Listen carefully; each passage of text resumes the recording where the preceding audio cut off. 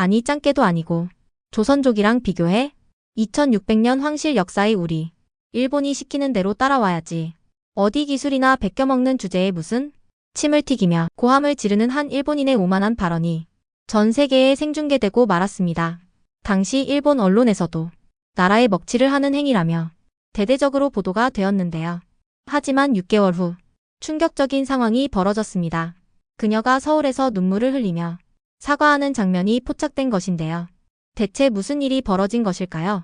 안녕하세요. 제 이름은 미츠루이고 도쿄에서 큰 무역회사를 경영하고 있습니다. 어제 저희 회사는 또 하나의 대형 계약을 성사시켰고 제 이름이 경제신문에 다시 실리기도 합니다. 이제 성공은 저에게 일상이 되어버렸어요. 저는 책상 위에 놓인 서류들을 내려다보았습니다. 한국과의 새로운 무역 계약에 관한 내용이었죠. 저는 살짝 눈살을 찌푸렸어요. 한국이라 혼잣말로 중얼거렸어요. 하필 중국도 아니고 한국이야.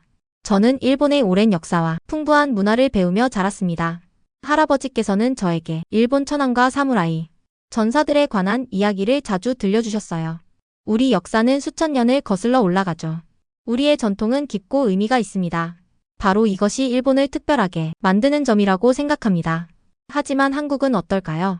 제가 한국에 대해 알고 있는 것이 얼마나 될까요? 솔직히 많지 않습니다. 그저 TV에서 보거나 책에서 읽은 내용뿐이었죠. 전쟁 후 빠르게 성장한 나라, 좋은 전자제품과 자동차를 만드는 곳. 특별하거나 깊이 있는 것은 없다고 생각했어요. 적어도 그때까지는 그렇게 생각했죠. 미츠루 사장님, 제 비서 유키가 문을 두드리며 불렀습니다. 내일 유럽 포럼 일정이 확정되었습니다. 한국 대표단도 참석한다고 해요. 저는 고개를 끄덕이며 책상 위 서류를 정돈했어요. 고마워요. 유키 준비됐어요. 유키는 문간에서 잠시 망설이더니 말했습니다. 한국 대표들이 흥미로운 제안을 가져온다고 하네요. 김민수 씨가 그들 팀을 이끈다고 합니다. 김민수라고요? 그 이름이 어디서 들어본 것 같았어요. 동아시아 경제협력에 관한 논문을 쓴 사람 아닌가요? 네, 맞습니다. 유키가 확인해 주었어요. 꽤 존경받는 분이라고 해요. 저는 다시 고개만 끄덕였지만 속으로는 그리 감명받지 않았어요. 이런 한국의 새로운 사업가들은 항상 큰 아이디어는 있지만 역사나 전통에 대한 이해가 부족하다고 생각했어요. 적어도 그때까지는 그렇게 믿었죠. 유키가 나간 후 저는 다시 창가로 돌아섰어요. 도쿄가 눈앞에 펼쳐져 있었습니다. 오래된 신사와 현대적인 고층, 빌딩이 어우러진 모습이었죠. 이것이 진정한 역사와 발전이 함께하는 모습이라고 생각했어요. 이것이 진정 위대한 국가의 모습이라고 생각했죠. 제 휴대폰이 울렸어요. 회사 사장님의 메시지였습니다.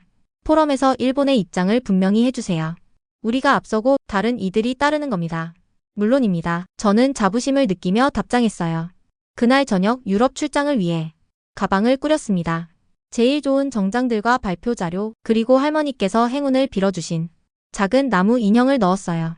인형을 바라보며 할머니의 말씀이 떠올랐습니다. 일본인임을 자랑스럽게 생각하되 다른 이들의 말도 들어야 한단다. 저는 항상 첫 번째 부분만 잘 기억하고 있었어요. 두 번째 부분은 그다지 신경 쓰지 않았어요. 그때는 몰랐어요. 이 여행이 모든 것을 바꿔놓을 거라는 것을, 한국에 대한 제 강한 편견이 도전받게 될 거라는 것을, 제가 너무 쉽게 판단했던 사람들이 곧 저에게 예상치 못한 교훈을 가르쳐 줄 거라는 것을요.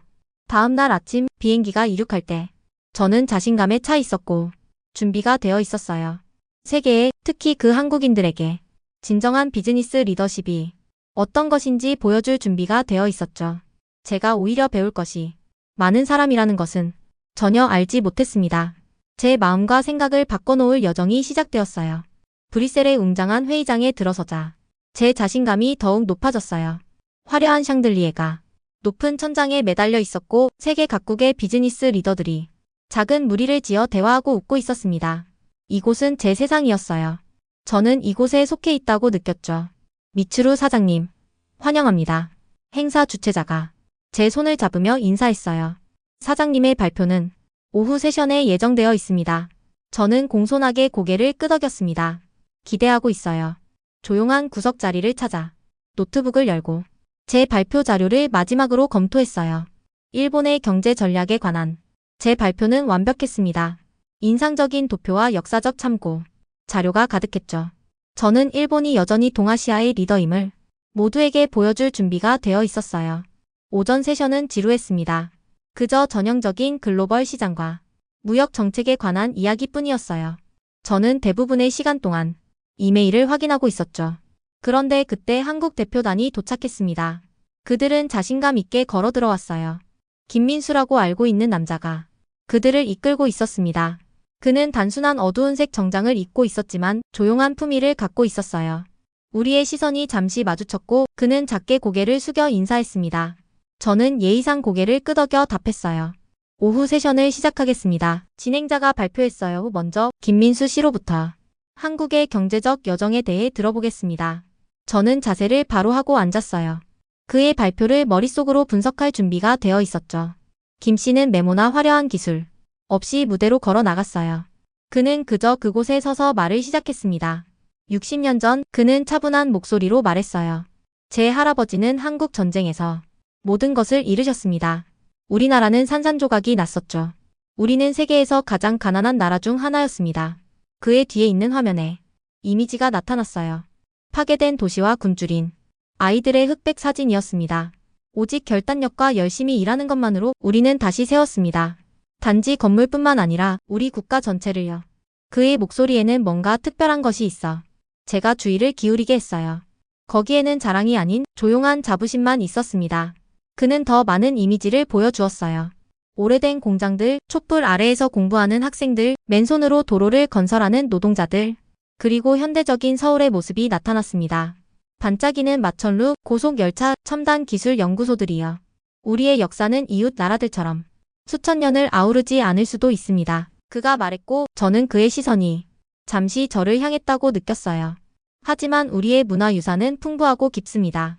그리고 전쟁에서 번영으로 가는 우리의 최근 여정에는 모두를 위한 교훈이 담겨 있습니다. 놀랍게도 그는 일본에 대해 존중하는 마음으로 이야기했어요. 우리는 이웃 나라들로부터 배웠습니다.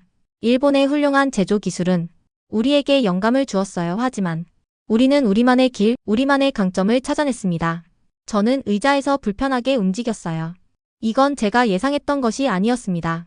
제가 예상했던 거만함은 어디에 있었을까요? 과장된 주장들은 어디에 있었을까요? 김 씨가 발표를 마치자 회의장에서는 박수 소리가 터져 나왔어요. 사람들은 고개를 끄덕이며 그의 솔직하고 직설적인 접근 방식에 감명을 받은 듯 했습니다. 이어진 커피 브레이크 시간, 저는 혼자 서서 그의 말을 곰곰이 생각했어요. 제가 한국에 대해, 그 나라 사람들과 그들의 성취에 대해 잘못 알고 있었던 걸까요? 미츠루 사장님, 목소리가 제 생각을 중단시켰어요. 돌아보니 김민수 씨가 서서 저에게 커피 한 잔을 내밀고 있었습니다. 저는 사장님의 국제무역에 관한 많은 논문을 읽었습니다. 공급망 관리에 대한 사장님이 통찰력은 정말 뛰어나더군요. 저는 놀라워하며 그의 진심 어린 칭찬의 커피를 받아들었어요. 감사합니다. 저는 간단히 말했습니다. 이번 포럼 동안 더 많은 대화를 나눌 수 있기를 바랍니다. 그는 계속했어요. 일본과 한국이 서로에게서 배울 것이 많다고 생각합니다. 그가 자리를 떠나자 저는 제 안에서 무언가가 바뀌는 것을 느꼈어요. 제 확신의 벽에 작은 균열이 생겼습니다. 그리고 그 균열을 통해 새로운 질문들이 흘러들어오기 시작했어요. 제 차례가 되자 심장이 평소보다 빠르게 뛰기 시작했어요. 이제 제가 발표할 차례였습니다. 김민수 씨의 한국에 관한 발표를 들은 후 저는 이상한 감정들이 뒤섞인 상태였어요. 한편으로는 감명을 받았지만 또 다른 한편으로는 마음이 불편했습니다. 그의 말이 제가 전달하려는 메시지를 바꾸게 할 수는 없었어요. 안녕하세요. 저는 저를 바라보는 얼굴들을 보며 시작했어요. 일본의 경제 이야기는 여러 세대에 걸친 지속적인 우수함의 역사입니다. 저는 일본의 업적을 보여주는 슬라이드를 넘겼습니다. 우리의 유명한 기업들, 기술 혁신들, 오랜 비즈니스 전통들이었죠. 각 슬라이드가 지날수록 더 자신감이 생겼어요. 최근 몇십 년 동안 급속한 성장을 경험한 일부 국가들이 있지만 저는 한국 대표단을 흘끗 보며 말했어요. 일본은 수세기에 걸친 안정적인 발전과 문화적 정제를 통해 리더십을 유지해왔습니다. 김 씨의 표정이 미묘하게 변하는 것을 보았어요. 그의 공손한 미소는 그대로였지만 눈이 살짝 좁아진 것 같았습니다. 저는 더 힘을 주어 계속 말했어요. 역사적 공헌을 비교해보면 그 차이는 분명합니다.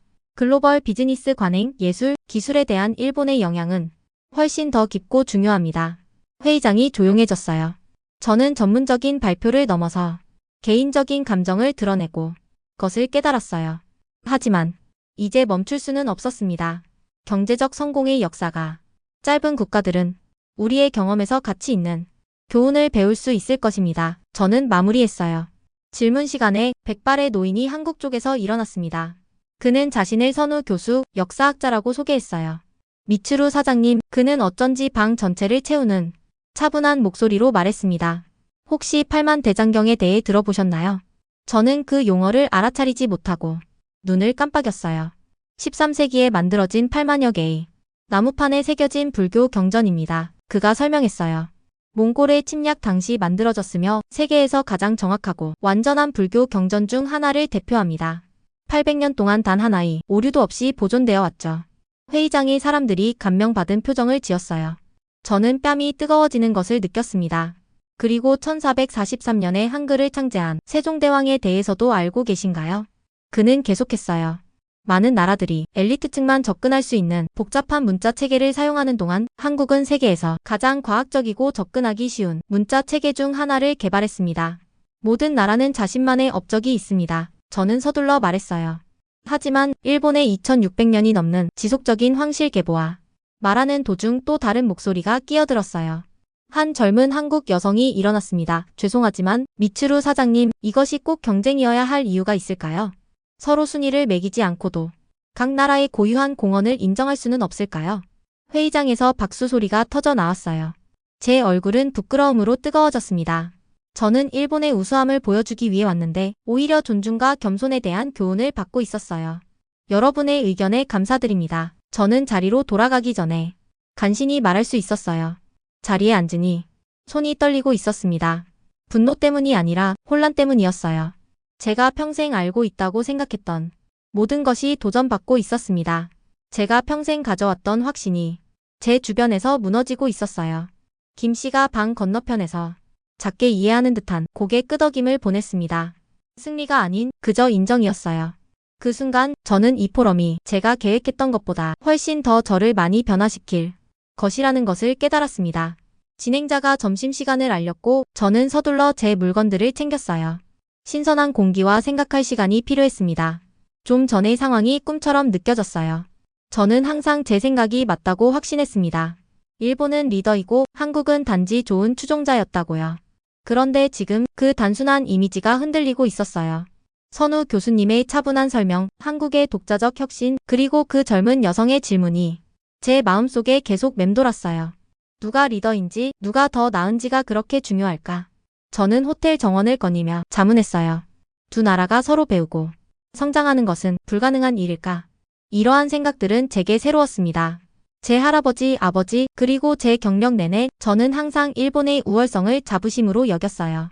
그것은 제 정체성의 일부였습니다. 정원 벤치에 앉아 저는 김민수 씨의 발표를 다시 생각해 보았어요. 그가 일본에 대해 존중하는 태도로 이야기했던 방식을 떠올렸습니다. 그는 경쟁자로 우리를 보지 않았어요. 그는 우리를 함께 걸어가는 동행자로 보았습니다. 그런 시각은 어떤 기분일까? 저는 궁금했어요. 그리고 그때 분수대 근처에서 김 씨를 보았습니다. 그는 혼자 서서 물줄기를 보고 있었어요. 잠시 망설인 후 저는 일어나 그에게 다가갔습니다. 그러나 다시 회의장으로 돌아가야 한다는 안내 방송이 나왔어요. 저는 멈추고 다시 생각했습니다. 아직 준비가 되지 않은 것 같았어요. 제 안에 일어나는 혼란을 정리할 시간이 더 필요했습니다. 다음에는 꼭 얘기해야지. 저는 마음속으로 약속했어요. 그리고 회의장으로 돌아갔습니다. 하지만 이제 제 마음은 새로운 질문들로 가득 차 있었고 예전만큼 확신에 차 있지 않았어요.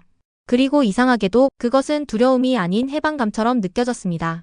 회의가 끝난 후 저는 호텔 로비에 앉아 커피를 마시고 있었어요. 선우 교수님의 말씀이 계속 제 머릿속에서 맴돌았습니다. 한국에 대해 제가 알고 있다고 생각했던 모든 것이 바뀌는 것 같았어요. 입안에서 커피가 쓴맛을 냈습니다. 저는 커피잔을 바라보며 제대로 알지도 못하는 나라에 대해 왜 이렇게 편향된 의견을 갖고 있었는지 의아했어요. 괜찮으세요? 한 목소리가 물었습니다. 고개를 들어보니 한 젊은 한국인 남성이 제 테이블 근처에 서 있었어요. 그는 친근한 미소를 짓고 있었고 깔끔한 비즈니스 정장을 입고 있었습니다. 진호라고 합니다. 삼성전자에서 일하고 있어요. 그는 작은 인사와 함께 자신을 소개했어요. 미츠루입니다. 저는 답하며 맞은편 빈 의자를 가리켰어요. 원하시면 앉으세요. 진호 씨는 자리에 앉았고 지나가는 서버에게 차를 주문했습니다. 오늘 발표 흥미로웠습니다. 저는 예의상 말했어요. 감사합니다. 그가 고개를 끄덕였어요. 하지만 토론 중에 사장님이 좀 불편해 보이셨던 것 같았습니다. 저는 한숨을 내쉬었어요. 제가 너무 성급하게 말한 것 같아요. 진호 씨는 미소를 지었습니다. 이해합니다. 우리 모두 자기 나라에 대한 자부심이 있으니까요. 일본에 가본 적이 있으신가요? 제가 물었어요. 네, 실은 그곳에서 연수를 받았어요. 진호 씨는 설명했습니다. 도쿄에서 2년을 보냈죠. 이것은 저를 놀라게 했어요. 어떻게 생각하셨나요? 일본의 장인 정신에서 정말 많이 배웠습니다. 그는 진심 어린 존경의 목소리로 말했어요. 섬세함과 완벽을 추구하는 헌신이 정말 인상적이었어요. 이 말을 듣고 저는 작은 자부심을 느꼈어요. 그리고 그는 말을 계속 이어갔어요. 우리는 서로에게 배울 점이 많아요. 우리 나라들은 여러 면에서 서로를 보완할 수 있죠. 진호 씨는 휴대폰을 꺼내 도쿄에서 찍은 사진들을 보여주었어요. 아름다운 신사들, 현대적인 건물들, 분주한 거리들이 담긴 사진이었죠. 그리고 나서 그는 자신과 나이 든 일본인 남성이 벚꽃 앞에서 함께 웃고 있는 사진을 보여주었습니다. 이분은 하라다 선생님이에요. 제가 일본에 있을 때 멘토셨죠. 진호 씨가 설명했어요. 선생님은 항상 역사는 알되 미래를 보라고 말씀하셨어요. 저는 사진을 유심히 보았어요. 노인의 눈은 친절해 보였고 그들 사이에는 진정한 유대감이 있어 보였습니다. 그분에게서 무엇을 배우셨나요? 제가 물었어요. 선생님은 존중은 양방향으로 이루어진다고 가르쳐 주셨어요. 서로 경쟁하기보다 배울 때 우리가 더 강해진다고요. 저는 한국의 업적을 얼마나 빠르게 무시했는지 일본에 영향을 미친 것 이상으로 한국의 역사나 문화에 대해 배우려고 한 적이 없었다는 것을 생각했어요. 한국 음식을 드셔보신 적 있으세요? 진호 씨가 화제를 바꾸며 물었어요. 저는 인정할 수밖에 없었어요. 사실 이번이 짧은 출장 말고는 한국을 처음 방문하는 거예요. 진호 씨는 놀란 표정을 지었어요. 그런데도 우리에 대해 그렇게 강한 의견을 갖고 계셨군요. 그의 말은 비난이 아니라 그저 솔직한 것이었어요. 저는 얼굴이 부끄러움으로 뜨거워지는 것을 느꼈습니다. 아마도 판단하기 전에 더 많이 배워야 할 것 같네요. 저는 인정했어요. 우리 모두 그래야죠. 진호 씨는 친절하게 말했어요. 저도 일본에 살기 전에는 저만의 오해가 있었어요. 우리는 1시간 정도 더 이야기를 나눴어요. 진호 씨는 서울에서 자란 이야기, 여전히 전통 방식으로 김치를 담그시는 할머니에 대한 이야기, 공학을 공부한 것과 미래에 대한 꿈에 대해 말했습니다. 저도 제 이야기를 나누게 되었어요. 교토 근처의 작은 고향에 대해, 아버지의 전통 가게에 대해, 일본 비즈니스 세계에서 여성으로서 겪은 어려움에 대해서요. 진호 씨가 시계를 보며 가봐야 한다고 했을 때 저는 제 안에 무언가가 변했다는 것을 깨달았어요.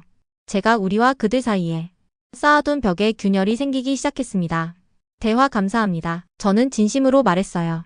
하루 더 머무르신다면 인사동을 방문해보세요. 그가 제안했어요. 그곳에 전통 찻집이 있는데 주인장이 일본어를 하세요. 젊었을 때 오사카에서 일하셨다고 해요. 저는 그의 추천에 감사했어요. 그가 떠나는 것을 지켜보며 저는 제 다이어리를 꺼내 도쿄로 돌아가는 비행기를 취소했습니다. 아직 떠날 준비가 되지 않았어요. 배워야 할 것이 너무 많았습니다. 호텔 로비에서의 간단한 대화로 시작된 이 만남은 제 좁았던 세계관이 넓어지기 시작하는 계기가 되었어요. 진호 씨의 말 한마디 한마디가 제 마음속에 새겨지는 것을 느꼈습니다. 그는 경쟁자가 아닌 동반자로서 우리 두 나라를 바라보았고 그 시각이 저에게도 스며들기 시작했어요. 그날 밤 제 호텔방 창문으로 브뤼셀의 야경을 바라보며 다음날 계획을 세웠습니다. 제가 예정했던 도쿄 귀환 대신 서울행을 선택하기로 했어요. 새로운 시각으로 한국을 직접 경험해 볼 시간이었습니다. 진호 씨가 말한 그 찻집을 찾아가 보고 싶었어요. 이렇게 제 인생의 전환점이 시작되었습니다. 다음 날 아침 저는 당장 도쿄행 예약을 취소하고 서울행을 새로 예약했어요. 3시간 후 저는 서울의 인사동 지역에서 택시에서 내렸습니다. 거리에는 전통 공예품, 차, 예술 작품을 파는 작은 상점들이 즐비했어요. 사람들은 분주하게 오갔고 일부는 현대적인 옷을, 다른 이들은 전통 한복을 입고 있었죠. 거리 음식의 향기가 공기를 가득 채웠습니다. 좋은 찻집이 어디 있을까요? 저는 엽서를 파는 젊은 여성에게 물었어요. 그녀는 미소 지으며 좁은 골목길을 가리켰습니다. 청송다원이라고 추천드려요. 감사 인사를 전하고 골목길로 들어섰어요. 이곳은 번화가에서 벗어나 조용했습니다. 화분에 심긴 식물들이 길을 따라 놓여 있었고 어디선가 부드러운 전통 음악이 흘러나오고 있었어요. 찻집은 작지만 아름다웠습니다. 어두운 나무들보가 천장을 가로지르고 종이 등불이 따뜻한 빛을 내고 있었어요. 온화한 표정의 노인이 낮은 카운터 뒤에서 조심스럽게 차를 준비하고 있었습니다. 어서 오세요. 제가 들어서자 그는 완벽한 일본어로 말했어요. 원하시는 자리에 앉으세요. 저는 골목길을 지나가는 사람들을 볼 수 있는 창가 자리를 선택했습니다. 어떻게 제가 일본인인 줄 아셨어요? 제가 물었어요. 그는 미소를 지었습니다. 낯선 곳에서 길을 찾으려는 사람의 표정을 알아보죠. 제가 처음 일본에 갔을 때도 같은 표정이었으니까요. 일본에 사셨던 적이 있으신가요? 저는 놀라서 물었어요. 네, 오사카에서요. 거의 15년 동안이나. 그는 제 앞에 작은 찻잔을 놓았어요. 그 안에 액체는 맑은 금빛이었고 미세한 김이 우아하게 피어올랐습니다. 그곳에서 차의 예술을 배웠지만 한국으로 돌아와서는 한국 전통과 혼합했죠. 저는 차를 한 모금 마셨어요. 이전에 맛본 적 없는 맛이었습니다. 약간 달콤하면서도 꿀과 꽃을 연상시키는 복합적인 맛이 났어요. 정말 훌륭해요. 저는 솔직하게 말했습니다. 인생은 서로 다른 세계의 가장 좋은 점들을 혼합하는 법을 가르쳐 주지요. 그가 저와 마주 앉으며 말했어요. 그의 손은 주름졌지만 차를 따르는 손놀림은 안정적이었습니다. 무엇이 일본으로 가게 하셨나요?